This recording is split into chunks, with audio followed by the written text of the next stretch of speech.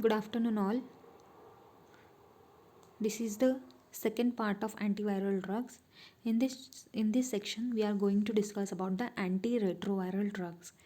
Okay, so coming to the introduction, the main aim of the anti-HIV therapy or the antiretroviral therapy is to cause the maximal suppression of viral replication for a maximal period of time that is possible.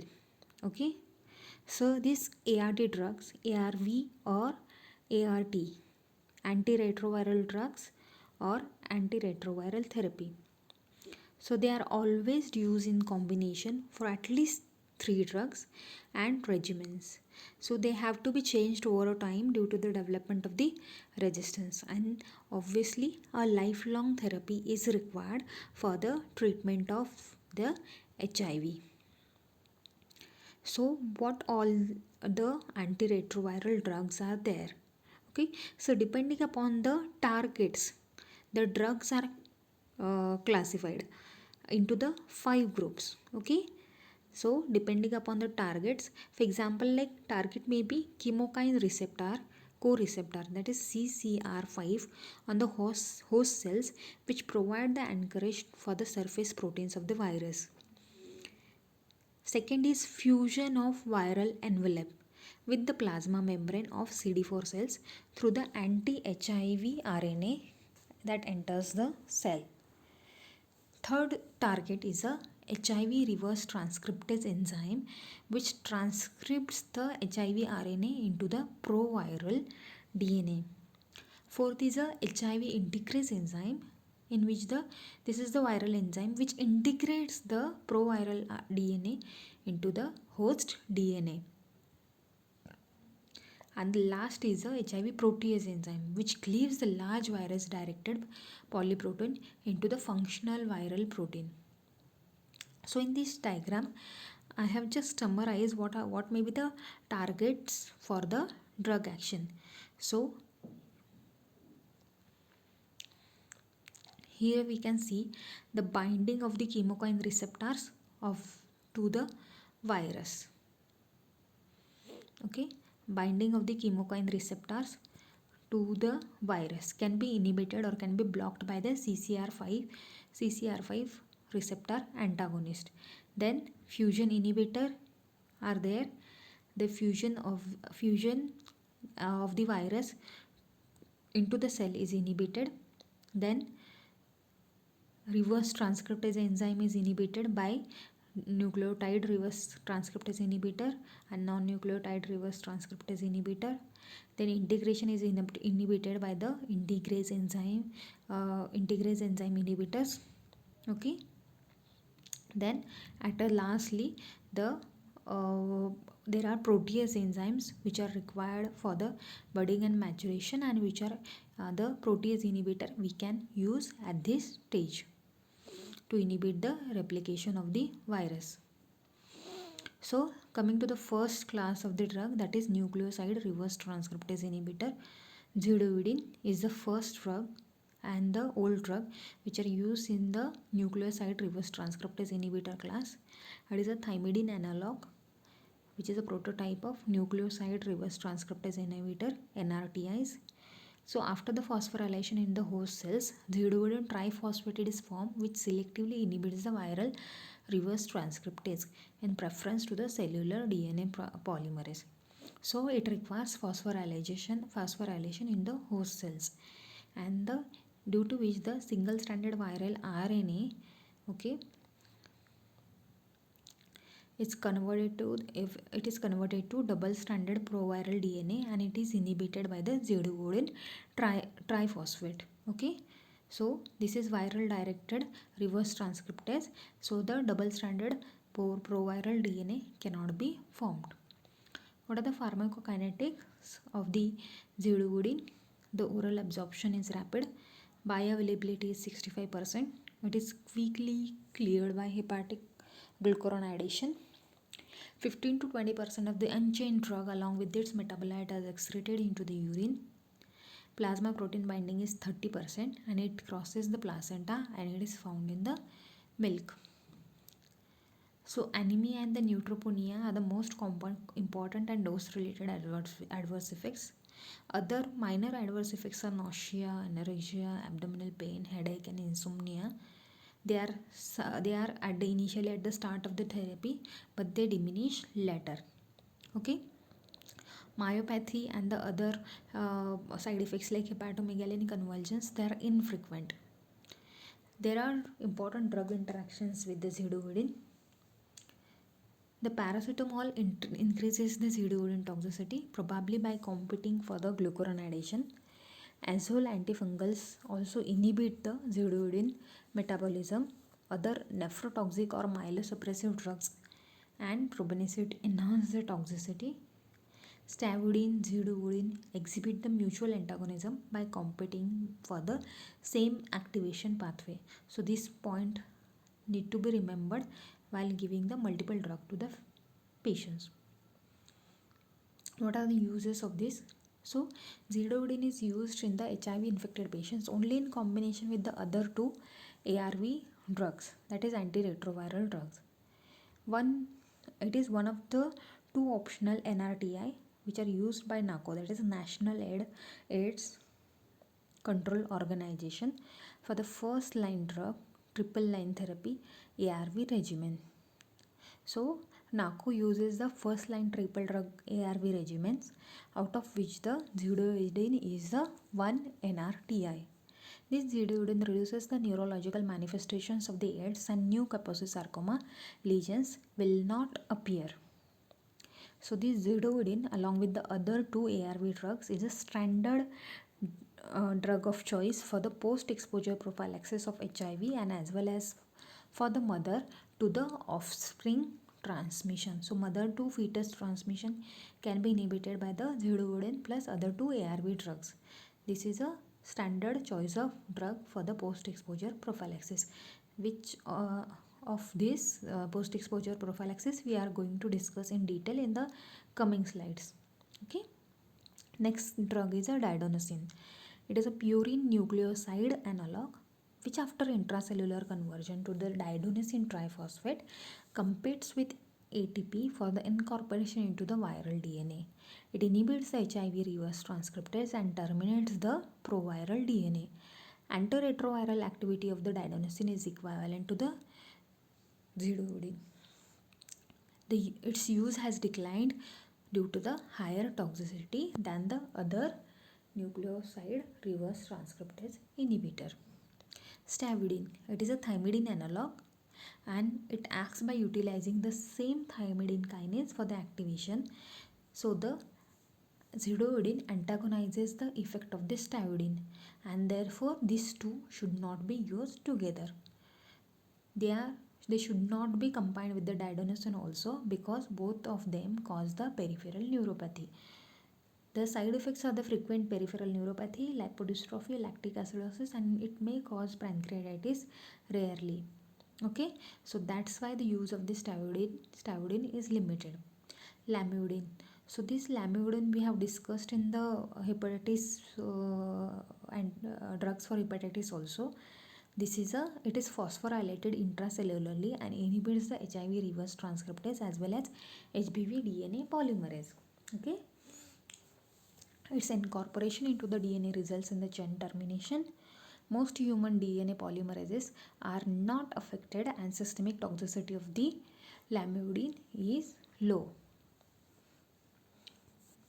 The oral bioavailability is high and has a longer plasma half-life.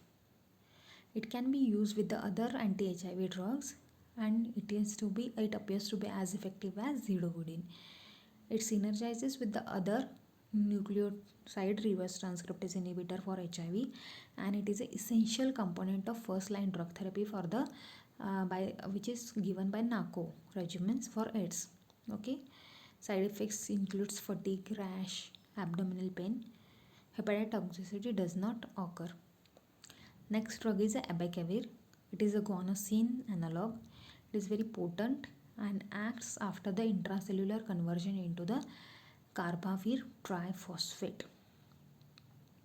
The hypersensitivity reactions like rashes, fever, pain, bowel upset, flu-like respiratory and symptoms, these are very common. Avoidance of the alcohol is advised when the patient is taking abacavir. Tenofovir, it is the only nucleotide analog and it is a newer drug. Okay, relatively newer drug as compared to the other drug. It has a good tolerability profile. It is included in the first line regimens. Tenofovir containing the regimens have been found at least as effective and less toxic as the other first line regimens. The National AIDS Control Organization includes the tenofovir in its first three drug regimen as an alternative when the either zidovudine or nevirapine or efavirenz cannot be used due to the toxicity or contraindication. Then we are going to discuss the non-nucleoside reverse transcriptase inhibitor, that is NNRTIs. The first example is a nevirapine or efavirenz. Nevirapine and efavirenz. So these are the nucleoside unrelated compounds which directly inhibit the HIV reverse transcriptase without the need for intracellular phosphorylation. Okay, so nucleoside reverse transcriptase inhibitor were requiring the intracellular phosphorylation, but in this non-nucleoside reverse transcriptase inhibitor they do not require any intracellular phosphorylation. They are more potent than zidovudine on HIV-1 and they do not inhibit the HIV-2. They should always be combined with the other two effective drugs, and the cross resistance between these two drugs, that is nevirapine and efavirenz, is very common. So what else about nevirapine and efavirenz? They are the enzyme inducers. This point is very important and that causes the autoinduction of their own metabolism. They causes the autoinduction of their own metabolism. The nevirapine is started at a dose of 200 mg per day and this dose is doubled after 2 weeks when its blood level goes down.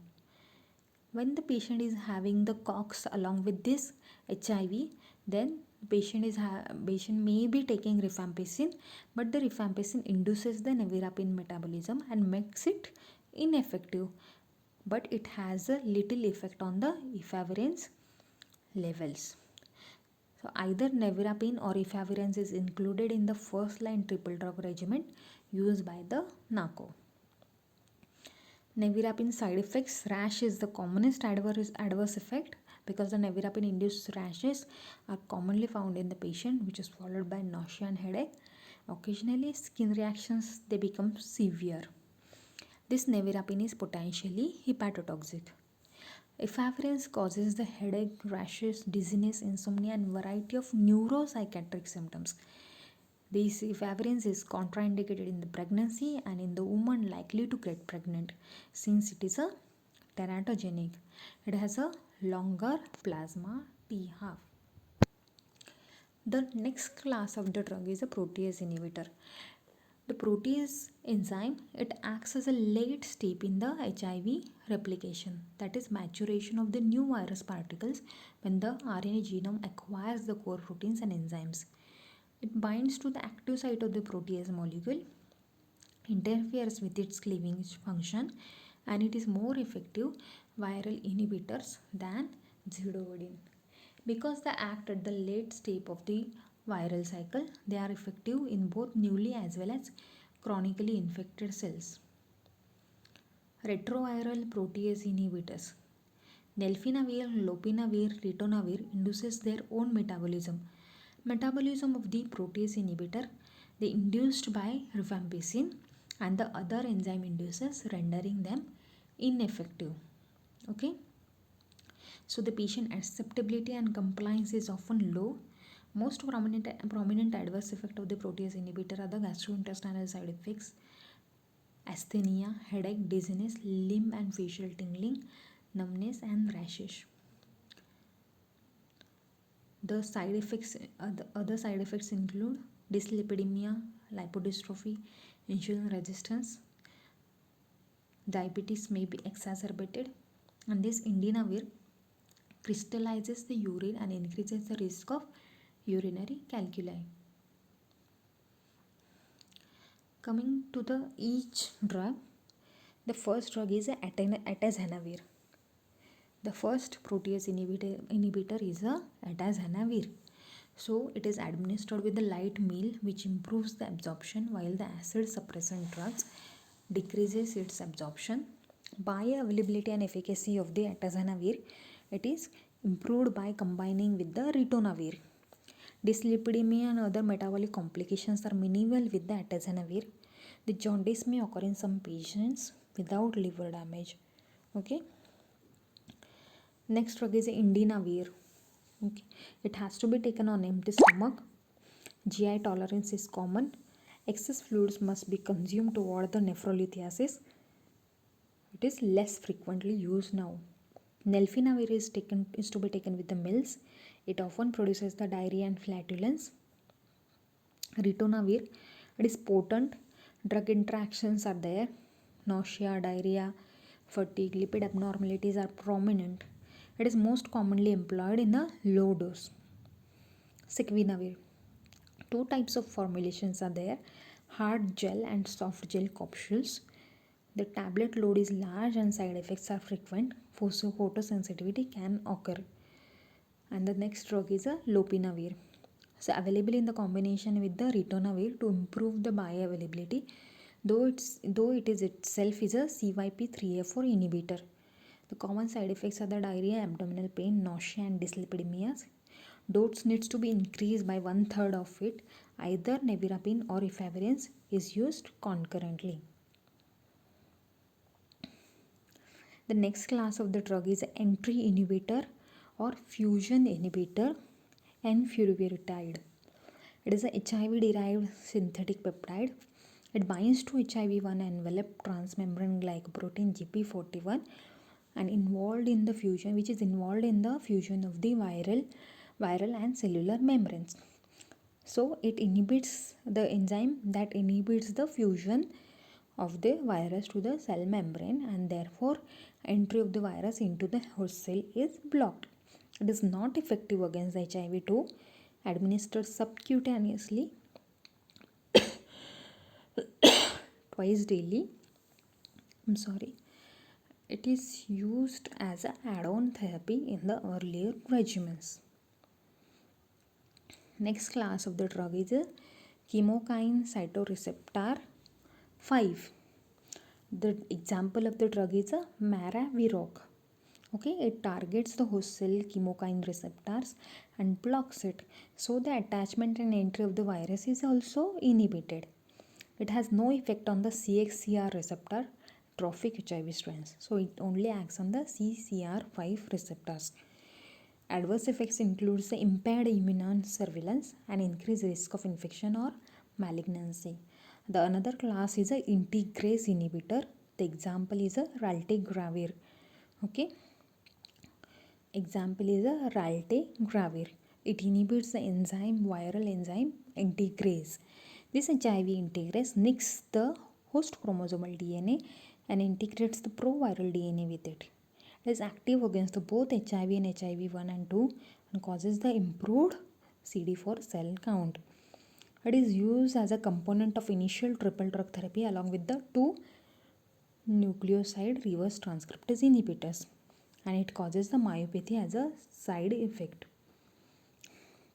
Now we have discussed all about the each and every drug. Now we are going to discuss what are the principles in the treatment of HIV and what are the guidelines which are involved in the treatment of the HIV. So first and most important part in the treatment of the HIV is the monotherapy is contraindicated. It is always a HAART, that is highly active antiretroviral therapy with a combination of 3 or more drugs, and this HAART therapy is indicated which involves the combination drug therapy, so which offers the greater suppression of the viral replication, lesser chance of emergence of drug resistant viruses. According to the US Department of Health and Human Services, the guidelines are before recommending or before starting the ART to all symptomatic HIV patients. The asymptomatic patients, when the CD4 count is less than 350 micro per microliter, all HIV patients co-infected with the HBV HCV requiring the treatment, all pregnant HIV positive, and all patients with HIV nephropathy. In addition to the above, the current NACO guidelines give priorly treatment to the all HIV positive persons into the WHO clinical stage 3-4. All persons who tested HIV positive 6 to 8 years ago, the patients which have history of pulmonary TB or herpes zoster, HIV infected partners of AIDS patient, and HIV positive children less than 15 years of age. So we have a preferred regimens, alternative regimens as a first line therapy for the antiretroviral therapy. So for what is the preferred regimen here? Lamivudine plus zidovudine plus nevirapine. An alternative regimen includes lamivudine plus zidovudine plus efavirenz, lamivudine plus tavudine plus efavirenz, lamivudine plus tavudine plus nevirapine. The first line therapy. All the regimens should have 2 nucleoside reverse transcriptase inhibitor and 1 non-nucleoside reverse transcriptase inhibitor, and this treatment is a lifelong. Okay, the efavirenz is indicated in the patients of hepatic dysfunction concurrently taking the rifampicin, and it is contraindicated in the pregnancy. Okay, so in pregnancy nevirapine is given, and in patients of hepatic dysfunction and those who are concurrently having the AKT which includes rifampicin, in that cases efavirenz is preferred. Okay, the protease inhibitor containing regimens which contains 2 nucleoside reverse transcriptase inhibitor plus PI, that is protease inhibitor, or NRTI plus NNRTI plus PI, that is protease inhibitor, one from each class, and low dose ritonavir is boosted protease inhibitor are used. Okay, if there is a development of drug toxicity, there is no dose reduction. The entire drug regimen is to be interrupted, or the offending drug should be changed, but the dose of the drug should not be reduced. Please remember that. Now, the institution of the heart therapy with a latent or partially treated opportunistic infection causes the immune reconstitution syndrome. So, the safer drugs in the pregnancy are zidovudine, lamivudine, nevirapine, nelfinavir, sacubitril. Changing of welling regimen. So suppose a first line regimen is not working properly. So when the ART has to be considered, it is failed. When the plasma HIV RNA count is not rendered undetectable, that is less than 50 copies per microliter within 6 months, repeated detection of the virus in the plasma after suppression of undetectable level, in clinical deterioration or fall in the CD4 count, serious opportunistic infection while continuing the drug therapy. Coming to the second line regimens, the drugs with the known overlapping viral resistance should not be used. Entecavir should not be substituted for nelfinavir or sacubitril. Efavirenz should not be replaced by nevirapine.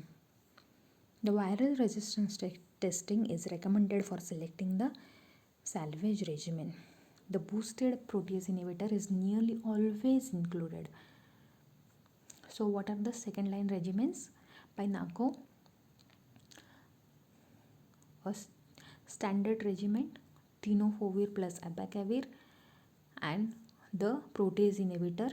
One component of the protease inhibitor is added to the NRTI component. Okay.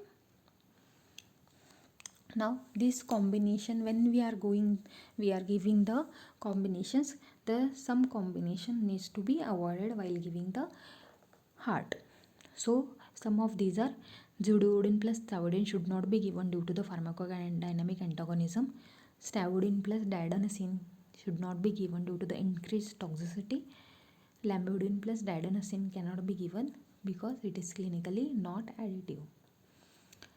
Coming to the prophylaxis of HIV infection, the post-exposure prophylaxis. Okay, basic two drugs are used, low risk cases.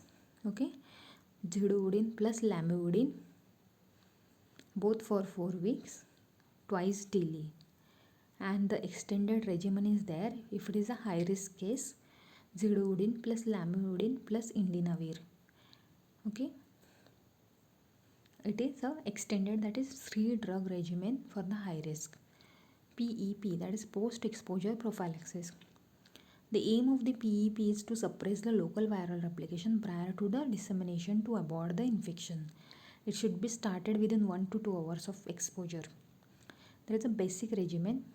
Okay, basic regimen is used when the asymptomatic HIV positive source with a low HIV RNA titer and high CD4 count. And expanded regimen is used when the symptomatic HIV positive source with high HIV RNA titer and low CD4 count. Okay, prophylaxis of HIV infection. The perinatal HIV prophylaxis is very important. It is also known as vertical transmission. There is highest rate of transmission through the placenta during delivery or breastfeeding.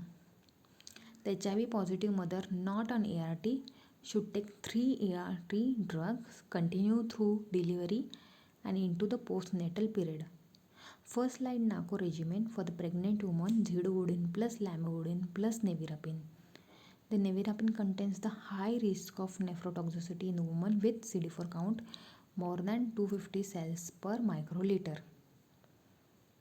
Perinatal HIV prophylaxis. The HIV positive woman who is not on ART, in that case the zidovudine 300 mg BD started at the second trimester and continued through the delivery to the postnatal period with treatment of neonate for the 6 months and reduce the transmission by 2/3. The AZT, that is zidovudine, started during the labor and then it is given to the infant. It is always protective. So this was all about the antiretroviral therapy. Thank you so much for your kind cooperation.